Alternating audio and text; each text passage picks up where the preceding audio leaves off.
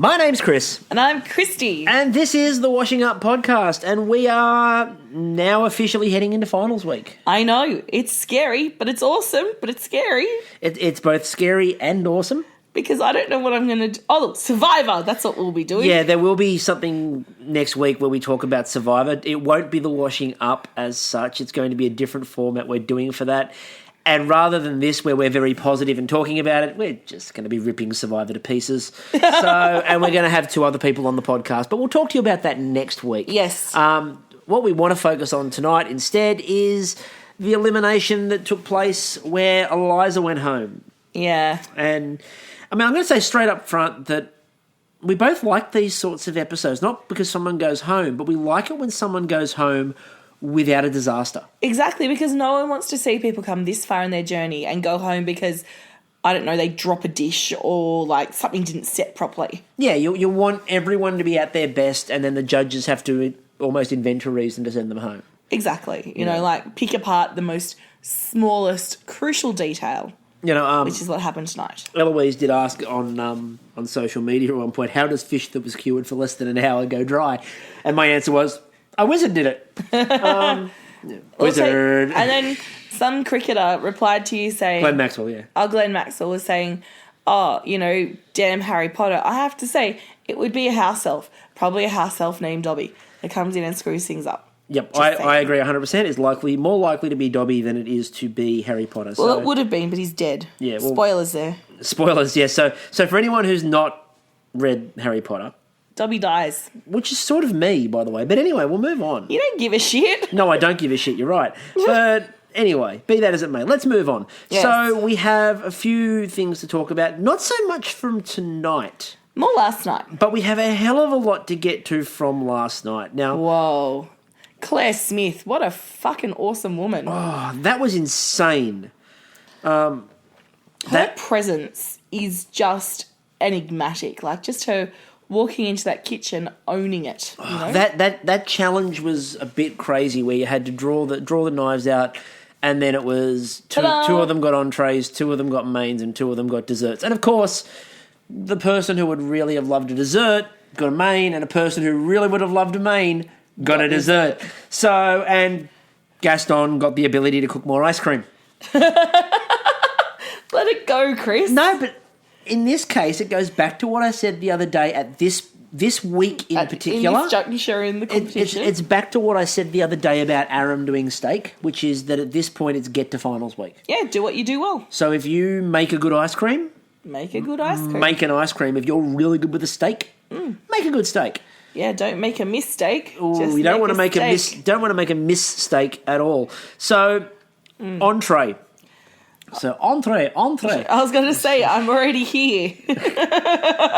We're witty, ladies and gentlemen. We're witty. That's what you come to this podcast for, is our wit and discourse. You come here for our witty banter. I'm assuming that's what you come here for. Otherwise, why are you here? I think really people say reevaluate your life. It might rhyme with witty, but it's surely maybe more like a sh in front of it. Yeah, I know, a shwitty. Shwitty. Anyway, let's move on. So entrees. Yes. So what we had was Tamara was doing one entree. Marin. It was Marin, and Marin. It was interesting because Tamara gets Marin, and meanwhile, the other day when we were talking to Elena, she brought up the fact that, of course, in the grand final last year, she had to do Marin, and the judges didn't like it.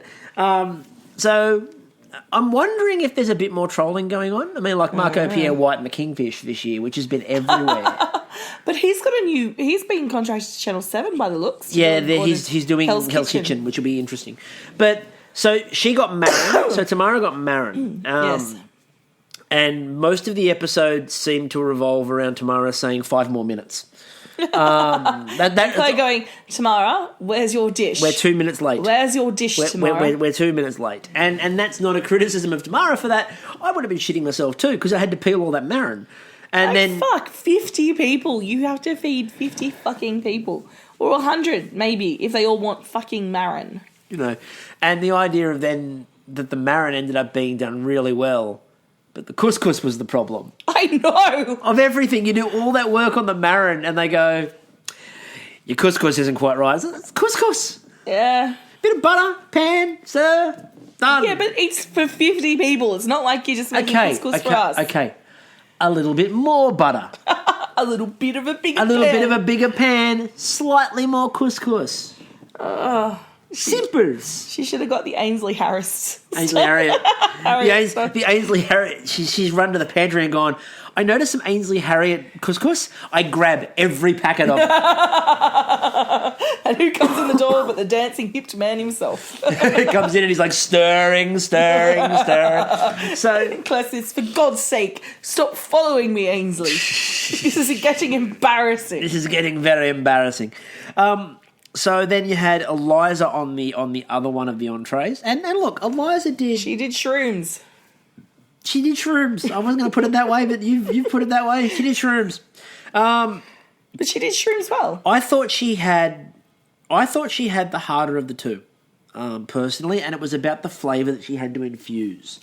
Because of the spruce. Yeah, the spruce was the issue, and that was where the judges had the slight issue. And if anything, that's why she ended up in the elimination was the spruce. Yeah, but most people I've seen that use spruce or similar stuff have either cooked fish on it or smoked it into something. Or have been a crazed man with long hair and tissue boxes on their feet and want them to hop in. I said, hop in. Come on. Are we really? Yes, we're making Mr. Burns references this early on. Really? Anyway, so I call it the spruce mousse. So she could have made a spruce mousse. She could have. That would have been great. And that would have been great because she could have made it and gone, I call it a spruce mousse, and then walked up to George and gone, hop in. And it would have just continued this running battle that she's had with the judges. It would have been great. Yeah. But 6-1. But of the two, it appeared that Tamara was the one in trouble, which is what ended up happening in terms of the way they initially went. Then we got to the main course. Now, the main course was Diana, and Venison. I thought that she got the better of the two by a mile. Well, things that don't need a lot of prepping and only need to not be overcooked. Yes, she did get the better of the two ingredients, but having said that, what we're saying a lot with Diana this week is that she did it perfectly. Yeah, she can't do no wrong. It was absolutely perfect. She can do no wrong, I mean. And then Carly had a lot of problems with hers. Mm-hmm. She was having problems getting everything cooked properly. She was having problems getting everything prepped on time. Well, she had to prep like 25 ducks, or 50 ducks, really. I know. That's not easy to do. And ducks on the crown. There was no lover duck. So I can't... You know what I mean? Like, I get why she didn't do the fillets. Yeah, there was no lava duck. Fucking Coles. Just, But she had this duck, right? And she had no chance of crispy the skin because No. it's on the crown. Yep. Again, I thought that's them. what I said. She had the harder ingredient. Absolutely. Which did put her at a huge disadvantage. And she did what she could to recover it. Yep. But I think it was pretty clear when Diana got venison and just blitzed it that Carly was probably going to be in the elimination. See, what they should have done is, okay, Aram's safe, right? But give him to everyone to use for 10 minutes. Maybe, although then you've got to worry about the idea of is Aaron more friendly with somebody than he is with someone else, and he might help them a bit more. And then it becomes a sabotage thing, and then there's issues of... And you've seen social media. We're going to address the social media shortly, but you've seen social media. If somebody does something... Like apparently there were people the other day who tried to claim that Aram took 11 ingredients. What? Like, Shannon Bennett counted them out. Look, people. I know we casted aspersions on... Aaron. Shannon Bennett's ability to count. ability to count in the other podcast. But by no means, we're counting along with him. He counted to 9 and then said, and you do one more. So Aaron did one more. That is 10 for those of you playing along at home. Yeah. So it's been, it's not been the best week for social, if I'm honest. We're coming back to that point. But it was really, I think that she was in trouble a lot. Yep, absolutely. And she tried to rescue it. Did a decent job of trying to rescue it. But I just don't think they were evenly apportioned out, things that needed prepping. Like, Eliza's needed a lot of prep because she had to wipe the dirt off all those fucking mushrooms. Yep. Like, seriously, I get they're fresh, but fuck. And when you're preparing mushrooms, you can't just rinse them underwater. No. You've got to do it. Or as my aunt did in the olden days, is peel the fucking skin off the top. That's just ridiculous. That's losing flavour. That's just... strange. Apparently it was fattening. What? I don't know. She was on a diet. Maybe I misheard things. I mean, I was like 5. So No, I'm pretty sure you probably heard it correctly. yeah. It is my family. It is your family. And hello if you're listening out there.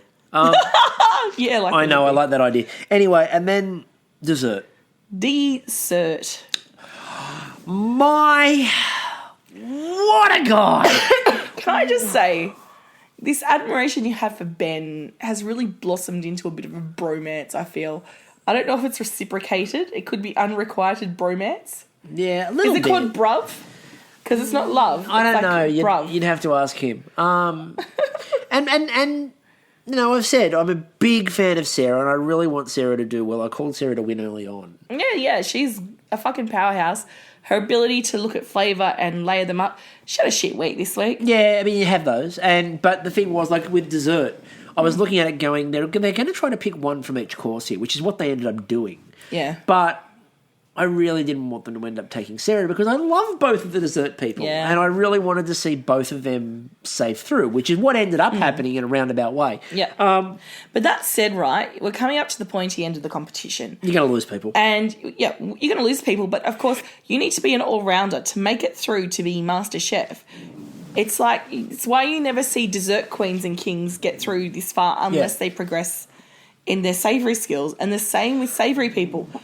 You have to pull your finger out and get your desserts on track, which if it's not your forte, you need to make it your forte. Yeah, you need to be able to do everything. And that is the tough part of the contest. And Sarah showed last night that she has a bit of kryptonite, and that's her flavours around.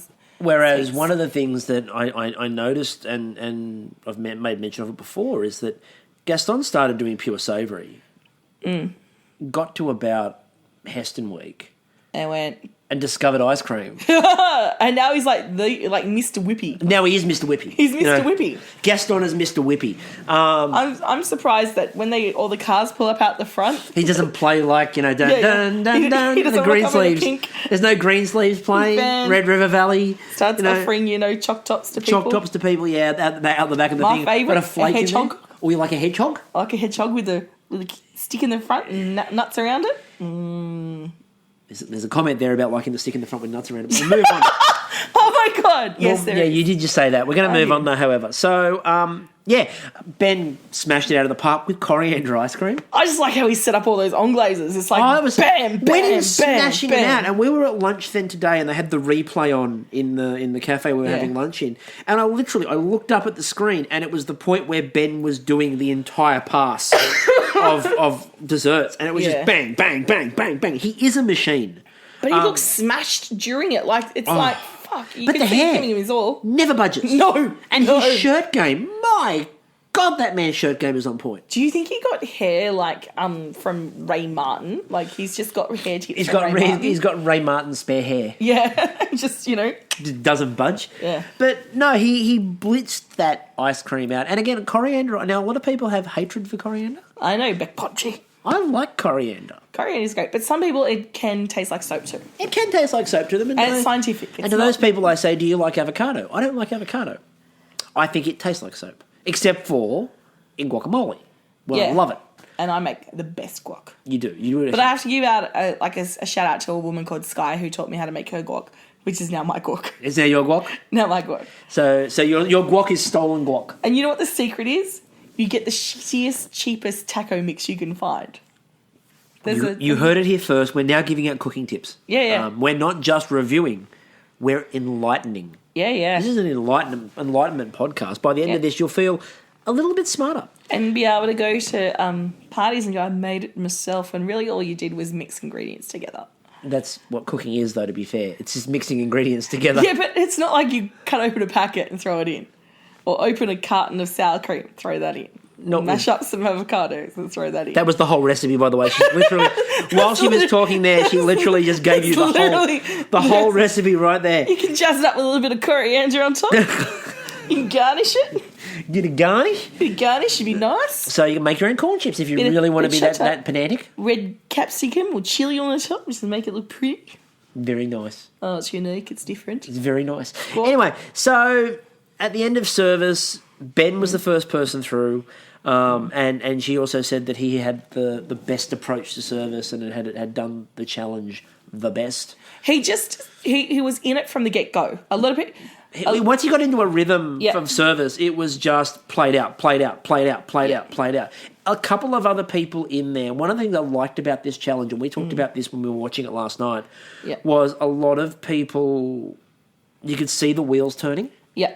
And it's about the realities of food service, not so much about can you do one plate you've meticulously worked on for, 90 minutes. You've had 90 minutes to perfect one plate versus you're doing a dinner service for 50.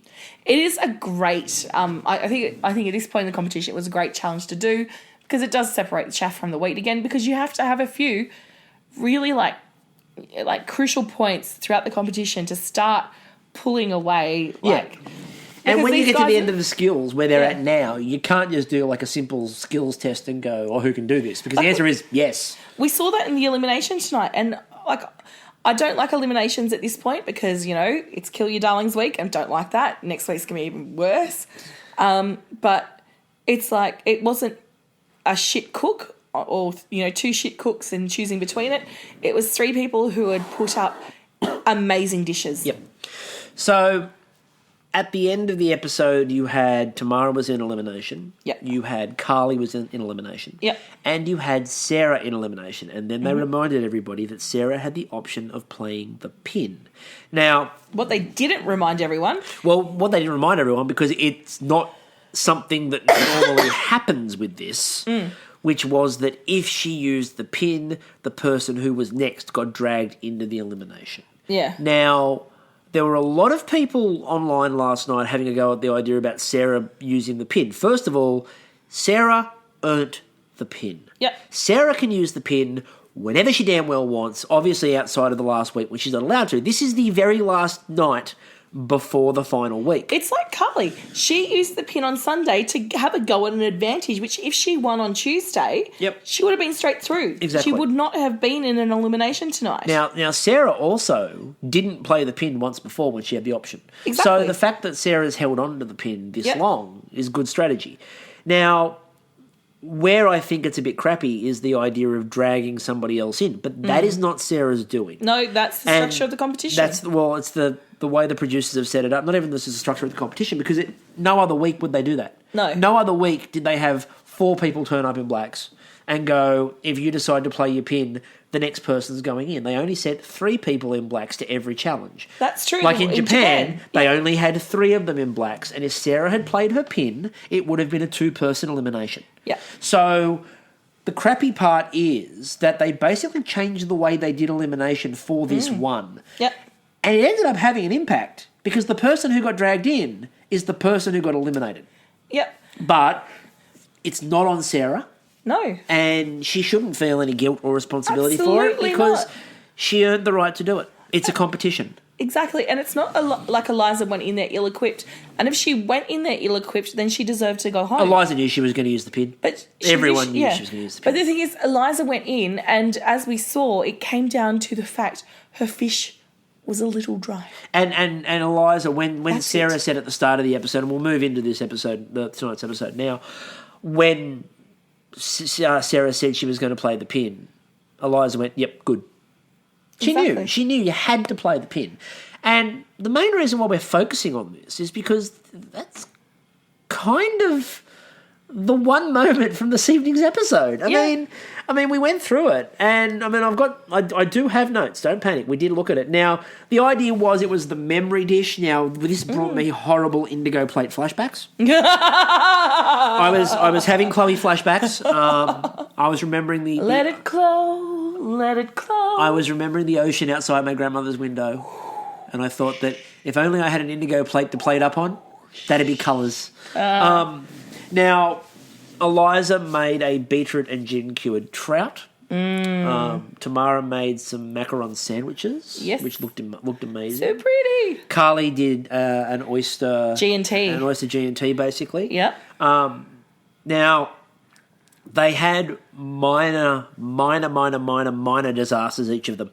Yeah. Carly's oyster foam wouldn't froth. Carly had some runny cream. Yeah.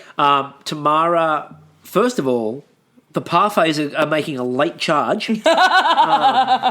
Eloise produced 2 the other day. Tamara's now produced 1. Yep. I like the idea that the grand final dish, the very last one, is going to be just a giant parfait. Inside a minor, like a small sphere, and they've had to jam it in there. Like defying physics. What was really... Defying the laws of reality. Well, it was sort of defying that because she needed to use liquid nitrogen to set it. Yeah, well, she said I've had experience in Heston Week. It's like, and they did something that in Bake Off you'd get 2 hours to do. Oh yeah, and they gave her like no time at all. Although they didn't say make macarons, that was her call. Now a lot of people were critiquing that her macarons were a bit flat, but the judges didn't give a shit. No, and they did puff enough. And the other thing is too. And this is something that I think a lot of people missed out on. They were flatter necessarily than normal, but they had the right amount of rise on them to be macarons. It was that she'd put a giant sort of sandwich filling rather than a macaron filling in them that actually made it look like... a toadstool. It was a toadstool. Toadstool, yeah. She just needed like little spots on top. But if she'd had the normal cream in there instead of having the giant sandwich filling, it would have looked like a normal macaron. Fiddle-dee-dee macarons. Fiddle-dee-dee macarons? Is that going to be the brand name? Yes, fiddle-dee-dee macarons.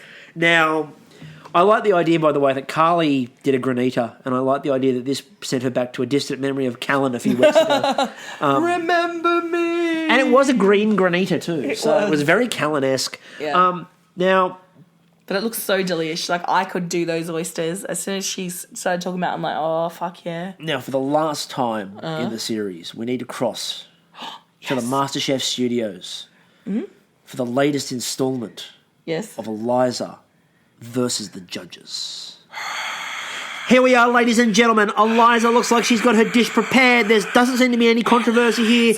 Remember, Eliza has a 4-1 series lead. Oh, what's this? She's running to the garden. She appears to be... The Vespa seems to be overgrown by some weed. Oh, she's ripping the whole plant out. Oh, my God, she's destroying the garden. She's dragging the garden in with her. She's waving it in front of George. She's celebrating, ladies and gentlemen. Eliza 5. The judges and the producers are now involved. 1. That is an ultimate victory for Eliza. Let's cross back to the studio. So yeah, the producers got involved tonight because she decimated the garden. I know. Like, and some people go out on the gantry were going nuts. Some people go out there and get like leaves. Yes. No. Eliza just rips the whole plant out, runs in and goes, I think this is what I need. and George is looking at her going, what? What is that? She goes, yes, it's okay, it's right. Mind you, if I had personally run into a garden and picked something up that I thought was what I wanted and found out it was what I wanted, I would be fucking ecstatic. You'd be amazed. I'd be like, how the shit did I know that?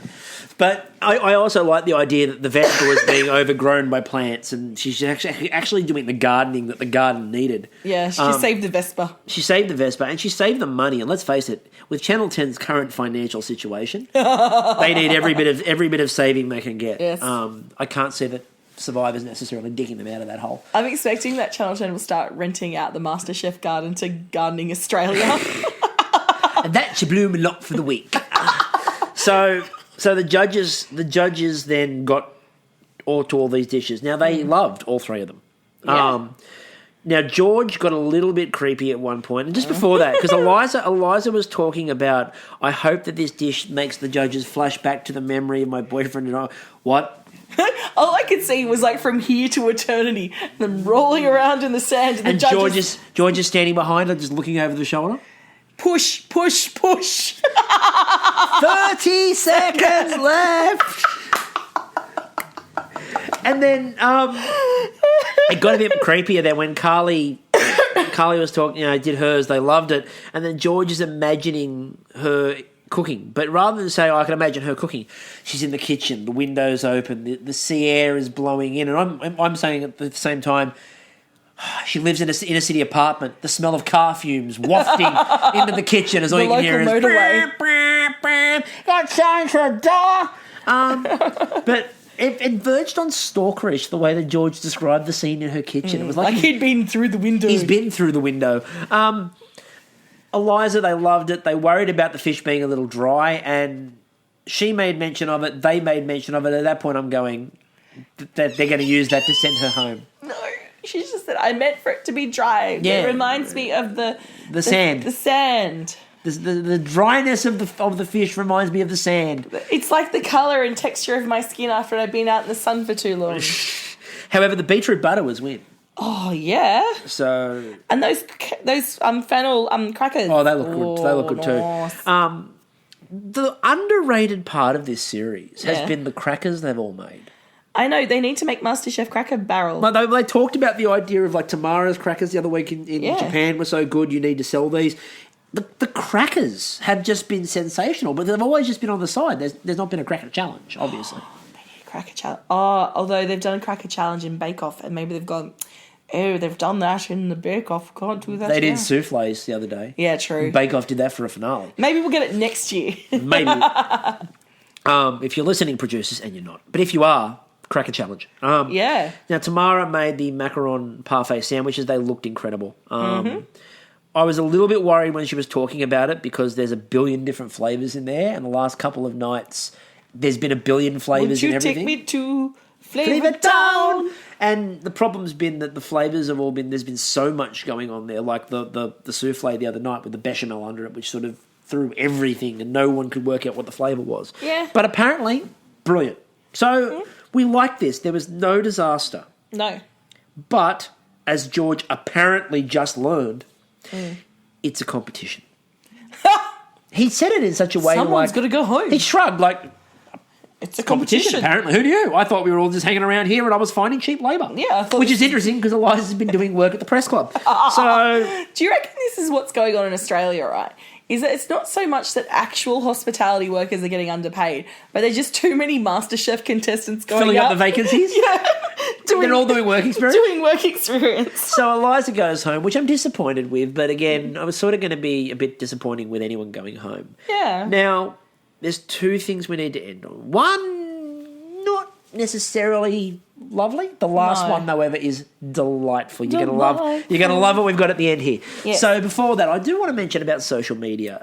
It's mum and dad gather around children. So we're gonna have a little chat. Yeah, we're gonna have a bit of a family meeting at the table. It's a come to Jesus moment. It's a come to Jesus moment. You can't have ice cream yet. You got to take it up after the family meeting. You got to take it up with Jesus. Yeah.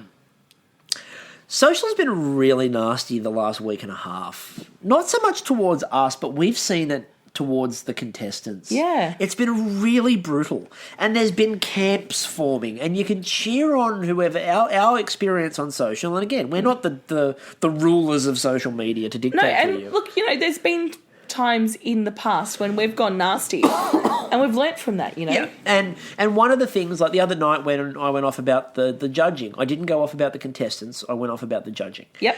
And it wasn't about contestant disapproval, it was the fact the judges left everybody and they were slightly inconsistent. Confused. Yeah, it was inconsistent and it wasn't impacting one person. No. It was impacting everybody in the competition. And it's like watching a football game. If you think the ref's thwarting your side, you're going to say something. Now, what we've seen the last week, and a couple of the contestants have called it out as well, which has been good to see them calling it out. But it's just become really nasty at times, and then there's been back and forth. And I think that everybody on all sides needs to dial it back. It's a cooking competition, right? It's fun. Put this into perspective, right? You've got all these people who went in with like some really raw talent, and we're not just talking talent that is, oh look, this is such and such. They do great pancakes. It's like this person has a passion for cooking, and they're really good at it, and they're on this cooking show, and they've gone on a journey, and they've developed, and they've basically put themselves in a very vulnerable position where they're living away from family and friends. They're going to be on TV. They're in a pressure cooker of, to use a cooking pun, of 15 to 16 hour days and, And then after the filming's done, months and months after the filming's done, they then get this social media bubble put on them. Yeah. And it can become quite intense. And I think that it's just a bit of perspective from everybody to remember that, we're in the last week and it's been fun. And MasterChef has been fun. Yeah. And it's just remembering that. I mean, hey, we sing silly songs. Really silly songs. Look, what I'm about to do is performance art. You're about to hear some performance art coming up. So, Yeah. And look, we throw shit on Chloe, but overall, she was in the same boat. She went on there. Exactly. There was a bad call made by judges. Yeah, exactly. The indigo plate thing isn't the it's a Chloe problem. It's that the judges. Nobody bothered to say that's not quite right. They went brilliant. Yeah. You know, if she does that in a challenge last year and the judges go, you haven't met the brief, fine. She didn't meet the brief. Oh, well, bad luck. It happens to the best of them. Yep. But it's, keep it in perspective. It's fun. And on the way to fun. Indeed. Now, Yes. last night, watching the early hours of this morning. Because we're all, insomniacs in this household. A certain MasterChef contestant put out a tweet that simply said, would you like to see a poem that I've written? And I responded with yes, and then I responded with, I'm impatient.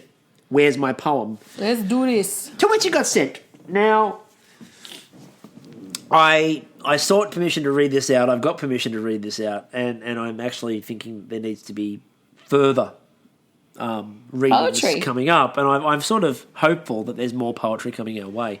So, Yes. Now Channel Kate Winslet, circa Sense and Sensibility, 1995. okay, so let's begin. Everything you probably never wanted to know about birds. Sometimes birds fly, and sometimes birds walk, and sometimes the fanciest kind even talk. Some are delicious, and others are tough. But don't pick a fight with an emu. They're rough. Not all birds lay eggs, just girl ones, lamentable.